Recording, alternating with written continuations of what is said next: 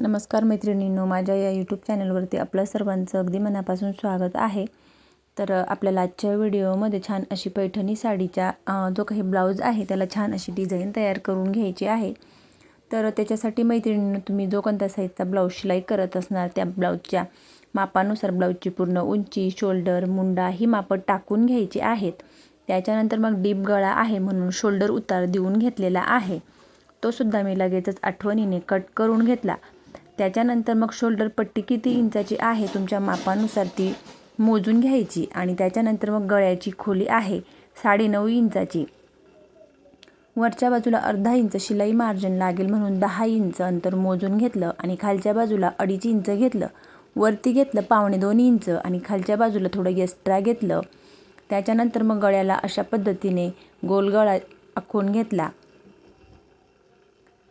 तो आपल्याला डार्क करून घ्यायचा आहे आणि दुसऱ्या बाजूला सुद्धा सेम तसाच डार्क करून घ्यायचा, जेणेकरून दोघंही बाजूंचं अंतर सेमच येईल। त्याच्यानंतर मग ब्लाऊज पीसवरती आपल्याला अस्तर हा बरोबर ठेवून घ्यायचा आहे, कारण मग इथं आपल्याला अस्तर पलटवून घ्यायचं आहे। तर ब्लाऊज पीस अशा पद्धतीने उलट बाजूने न ठेवता सुलट बाजूने ठेवून घ्यायचा।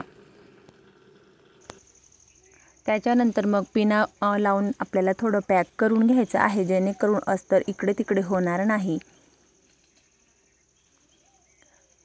नंतर मग जो काही गोल गळा आहे तर पूर्ण गोल गळ्याला आणि त्याच्यानंतर मग खालच्या बाजूला कमरपट्टी जोडण्याऐवजी आपल्याला लगेचच अशा पद्धतीने शिलाई करून घ्यायची आहे, जेणेकरून कमरपट्टी जोडण्याची सुद्धा गरज राहत नाही आणि आपला वेळही वाचतो। त्याच्यानंतर पिना आहेत त्या काढून घेतल्या।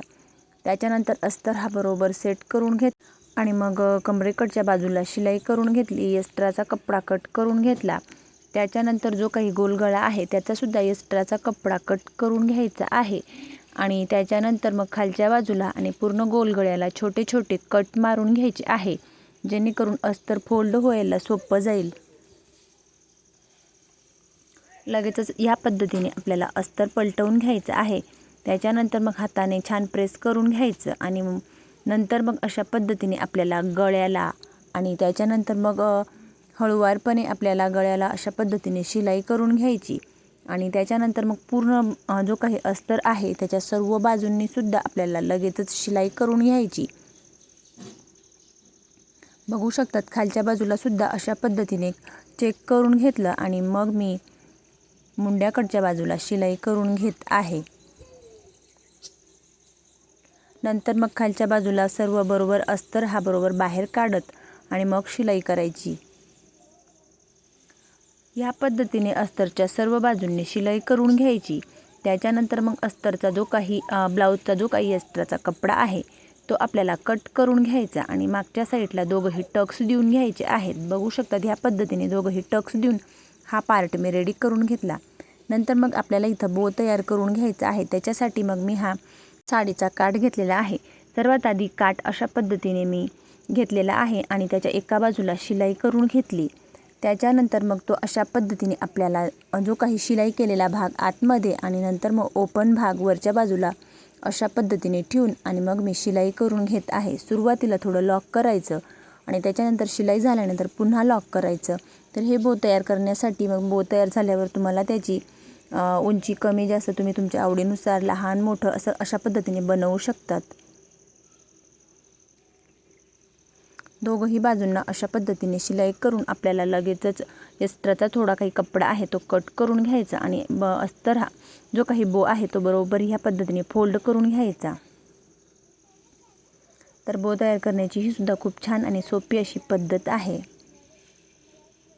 कोणे हे बरोबर बाहेर काढून घ्यायचे। त्याच्यानंतर त्याची लांबी रुंदी तुम्ही बघू शकतात। लांबी आहे 5.25 इंच आणि त्याच्यानंतर त्याची रुंदी आहे 3 इंच। तुम्ही तुमच्या आवडीनुसार कमी जास्त घेऊ शकतात। नंतर मग ह्या पद्धतीने बरोबर आपल्याला ते चुन्या द्यायचे आहेत। त्याच्यासाठी मग मी सर्वात आधी हा कपडा घेतला, तो ह्या पद्धतीने दोघंही बाजूंनी फोल्ड करून आणि त्याच्या एका साईडला आपल्याला शिलाई करून घ्यायची आहे आणि छोटीशी पट्टी तयार करून आणि आपण जे काही बो तयार केलेला आहे त्याच्या छोट्या छोट्या चुन्या तयार करून आणि त्याच्यावरती ही पट्टी आपल्याला पॅक करून घ्यायची आहे। या पद्धतीने लगेचच आपल्याला मध्य सेंटरवरती अशा पद्धतीने चुन्या तयार करून घ्यायच्या आणि ही जी काही आपण पट्टी तयार केलेली आहे ती अशा पद्धतीने पकडून आणि मग तिला एका बाजूला आपल्याला शिलाई करून घ्यायची आहे आणि शिलाई केलेला भाग आपल्याला खालच्या बाजूला दाबायचा आहे। तर पुढे तो तुम्ही बघू शकतात।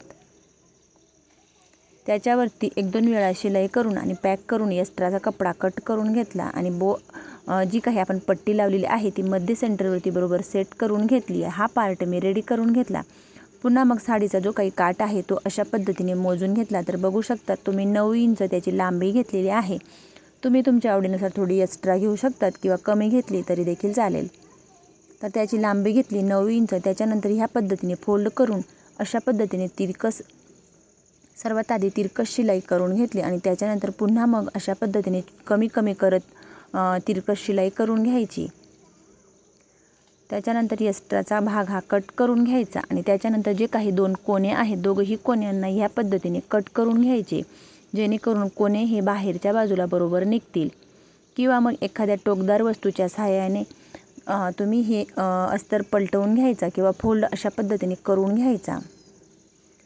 ह्याच पद्धतीने दोघंही पट्टे आपल्याला तयार करून हा पार्टसुद्धा आपल्याला रेडी करून घ्यायचा आहे।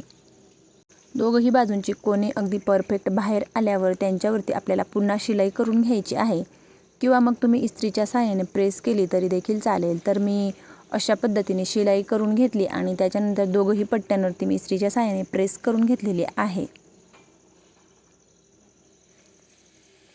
हा पार्ट रेडी करून घेतला। त्याच्यानंतर मग जो काही ब्लाऊज पीस आहे त्याचा मी पुन्हा कपडा कट करून घेतलेला आहे।